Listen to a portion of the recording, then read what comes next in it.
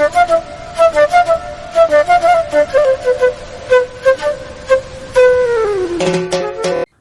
दोस्तों, आज हम बात करेंगे पाश्चात्य राजनीतिक विचारक मॉन्टेस्क्यू की। मॉन्टेस्क्यू आधुनिक राजनीति विज्ञान में जो शक्ति पृथक्करण का सिद्धांत है उसके प्रतिपादक कहे जाते हैं। हालांकि इससे पहले भी शक्ति पृथक्करण का जो सिद्धांत है वो सबसे पहले बोंदा ने दिया था, लेकिन उसे सैद्धांतिक रूप से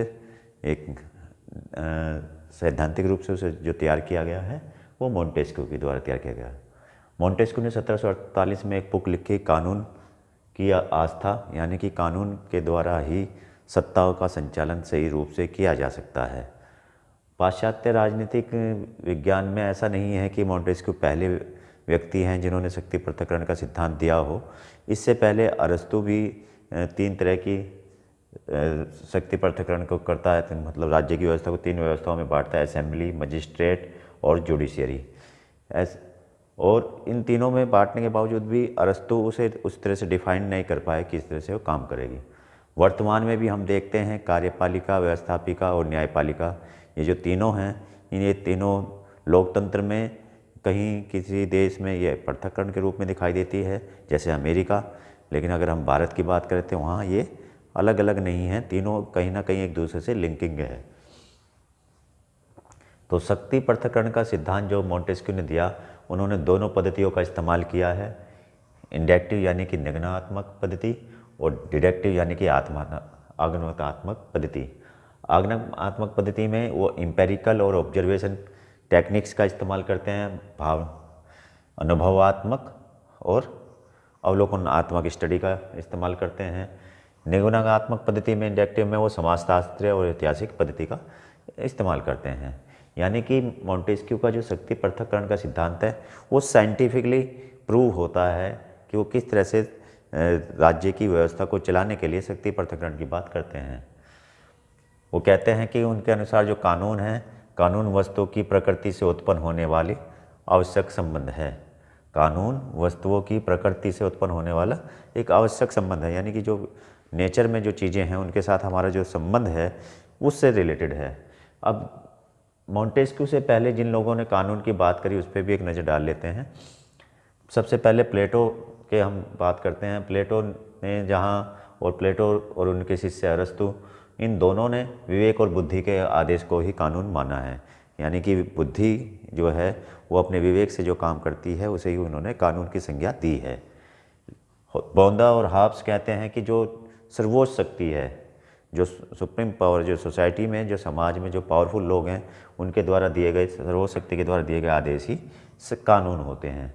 लेकिन मॉन्टेस्क्यू इन दोनों चीज़ों को नकारते, वो कहते हैं कि कानून वस्तु की प्रकृति से उत्पन्न होने वाली आवश्यक संबंध है।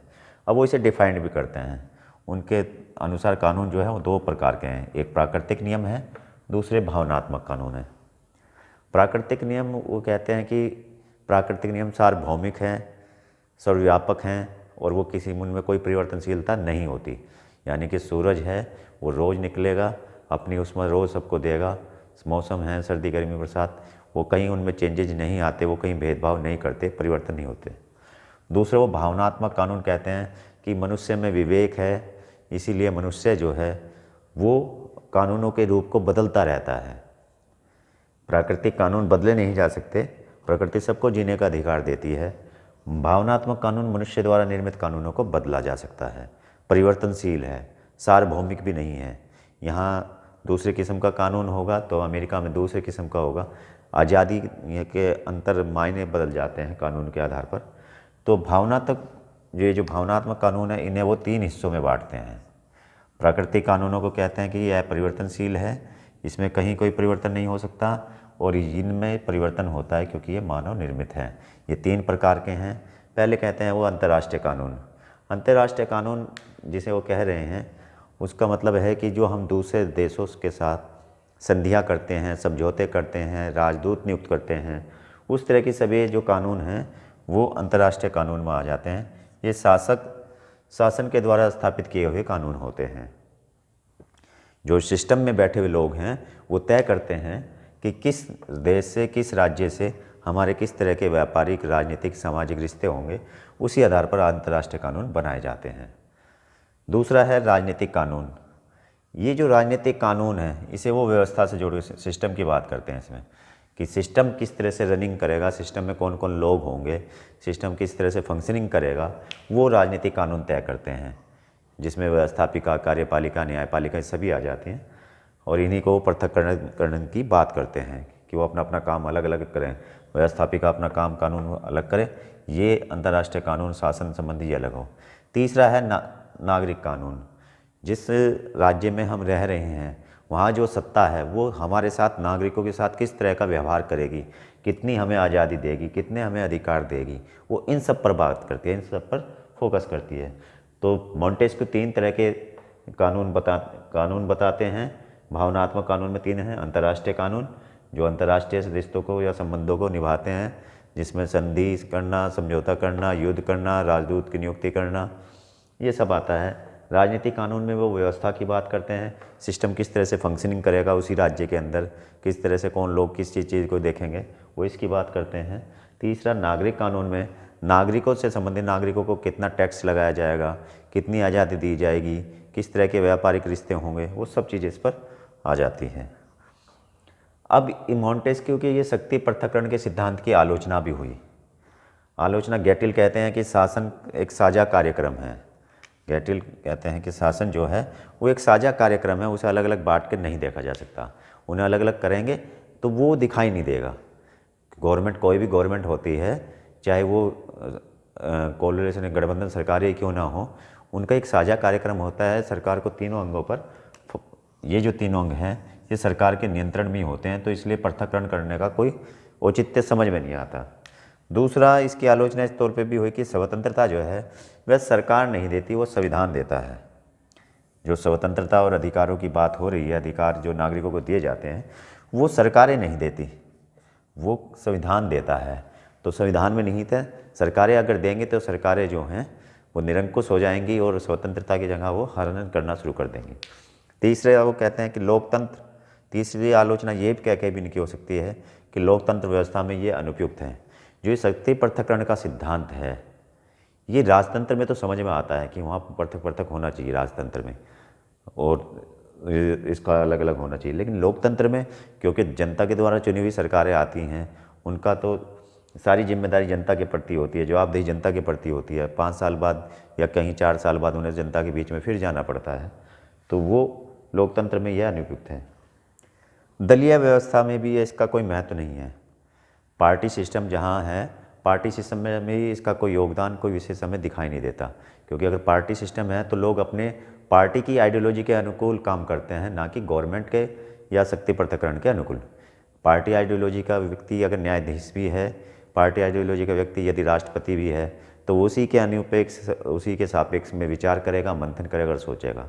तो वो दलीय व्यवस्था में भी ये शक्ति पृथक्करण का सिद्धांत लागू नहीं होता। न्यायपालिका निष्पक्ष होनी चाहिए।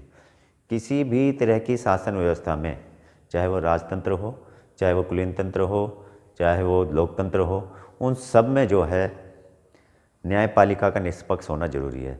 अगर न्यायपालिका निष्पक्ष रूप से अपना कार्य नहीं कर पाएगी तो वो व्यवस्था ज़्यादा दिन तक चल नहीं पाएगी, व्यवस्था टूट जाएगी, क्लैप्स हो जाएगी। तो न्यायपालिका का निष्पक्ष होना इसमें दिखाई नहीं देता शक्ति पृथक्करण में।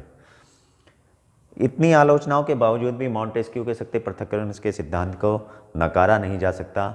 उन्होंने जिस बात को लेकर शक्ति पृथक्करण सिद्धांत की रचना की थी, वो कहते थे यदि सारी शक्तियाँ एक ही हाथ में होगी, क्योंकि उस समय पे राजतंत्र हुआ करता था और राजा के द्वारा दिए गए आदेश सब कुछ होते थे, तो उनका मानना था कि अगर राजा के हाथ में सब कुछ एक व्यक्ति के हाथ में होगा तो सत्ता निरंकुश हो जाएगी और वो फिर किस तरह से शोषण करेगी। इसलिए उन्होंने शक्ति पृथक्करण का सिद्धांत दिया था। तो लोकतंत्र में आज भी हम देखते हैं कि शक्ति पृथक्करण के सिद्धांत की महत्ता है। आज भी अमेरिका में शक्ति पृथक्करण का सिद्धांत अपनाया जाता है। वहाँ विधायिका, कार्यपालिका, न्यायपालिका तीनों पृथक पृथक रूप से अपना काम करती हैं। ब्रिटेन में, भारत में हम देखते हैं दलीय व्यवस्था है, तो दल महत्वपूर्ण हैं, दल के द्वारा बनाए गए नीतियाँ विचारधारा के अनुकूल काम करते हैं। तो यहाँ भी शक्ति पृथक्करण, न्यायपालिका हमारे यहाँ भी, भारत में भी निष्पक्ष है, वो किसी दल के अंतर्गत नहीं आती, किसी दलीय व्यवस्था में नहीं आती। तो न्यायपालिका निष्पक्ष भाव से काम करती है, तो शक्ति पृथक्करण का सिद्धांत लागू होता है।